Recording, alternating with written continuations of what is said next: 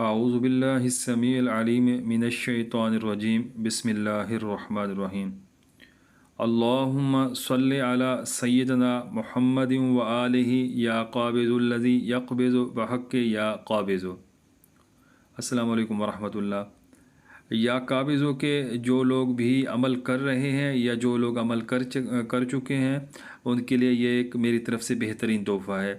یا قابضوں کا دم ہے یہ، ٹھیک ہے۔ اس ترتیب سے اگر آپ نے اس دم کو پکڑ لیا تو انشاءاللہ اس کے آپ کو مزے ہی آ جائیں گے۔ رشتہ کی بندش ہو، کاروبار کی بندش ہو، اولاد کی بندش ہو، رجت ہو، کسی عمل وظیفہ کی آصف سایہ، نظر بد، جادو جنات، ڈپریشن، وسوسے آنا، یا پھر آپ تسخیر خلائق اور رجوع خلائق چاہتے ہیں، یا آپ کو کوئی خاص حاجت ہے، ان تمام امور کے لیے اور اس کے علاوہ کوئی بھی پریشانی ہے، ٹھیک ہے، یہ عمل کسی کرامت سے کم نہیں ہوگا۔ انشاءاللہ آپ جب اس کو کریں گے آپ کو مزہ آ جائے گا۔ آپ دم کا طریقہ سمجھ لیجئے، اس کے بعد اس کا طریقہ استعمال بھی انشاءاللہ میں بتاتا ہوں۔ سب سے پہلے آپ نے درود ابراہیمی پڑھنا ہے 11 بار۔ پہلے اعوذ باللہ من الشیطان الرجیم، اس کے بعد بسم اللہ الرحمن الرحیم، اس کے بعد درود ابراہیمی، اس کے بعد بسم اللہ الرحمن الرحیم، اللہم صلی علی سیدنا محمد و آلہ یا قابض الذی یقبض بحق یا قابض، یہ 12 بار۔ اس کے بعد یا قابض 363 بار، پھر بسم اللہ کے ساتھ درود شریف یہ 12 بار، پھر 11 بار درود ابراہیمی۔ یہ وظیفہ ہے، یہ دم ہے، یہ مکمل ترتیب ہے اس کی، ٹھیک ہے۔ اب اس کا طریقہ استعمال سمجھ لیجئے۔ اگر آپ پانی کے اوپر دم کرتے ہیں اور اس کو 12 دن تک آپ نے پینا ہے، اور اگر آپ نے تیل کے اوپر دم کیا تو وہ تیل مالش کے لیے استعمال کریں گے۔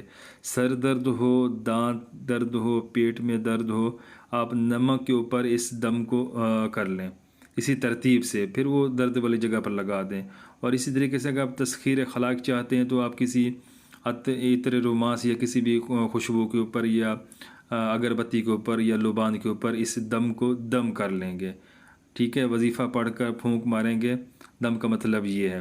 سخت کوئی امراض ہیں تو پھر 21 دن کا کورس کریں گے۔ کسی بھی دن رات سے یہ آپ دم شروع کر سکتے ہیں، یہ بہت ہی زبردست ہے، مجرب ہے، یہ میرے استعمال میں ہے۔ آپ یا قابضوں کا کوئی بھی نقش بنائیں، اس کے اوپر یہ دم صرف ایک دفعہ کر دیں تو انشاءاللہ وہ نقش ایکٹیویٹ ہو گیا، اس نقش کے اندر تاثیر پیدا ہو گئی۔ آپ نے یا قابضوں کی زکوٰۃ ادا کی ہوئی ہے یا نہیں کی، پھر بھی وہ نقش طلسم یا قابضوں سے متعلق جو بھی ہوگا اس کے اندر اثر پیدا ہو جائے گا، وہ رزلٹ ضرور دے گا۔ اگر آپ نے یا قابضوں کا عمل کیا ہوا ہے، ساتھ میں آپ یہ دم بھی کرتے ہیں تو مطلب نور علی نور، پھر تو مزے ہی مزے ہیں۔ سوال ہی پیدا نہیں ہوتا کہ آپ کے نقش کے اندر، آپ کے عمل کے اندر تاثیر پیدا نہ ہو۔ اکثر آپ گلہ کرتے ہیں کہ جی ہم نے فلاں نقش لکھا، ہمیں فائدہ نہیں ہوا یا ہمیں رزلٹ نہیں ملا۔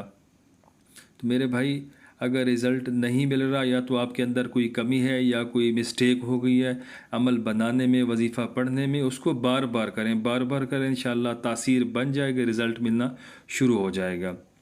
سب سے آخر میں، اگر کوئی شخص چاند گرہن یا سورج گرہن کے اندر، جیسے 28 اکتوبر کو چاند گرہن آ رہا ہے، اس دم کو 11 بار پڑھ لے، مطلب جیسے یہ ترتیب لکھی ہوئی، یہ صرف ایک بار کی ہے۔ درود ابراہیمی 11 بار، پھر بسم اللہ کے ساتھ درود شریف 12 بار، پھر یا قابض 363 بار، پھر بسم اللہ کے ساتھ درود شریف 12 بار، پھر درود ابراہیمی 11 بار۔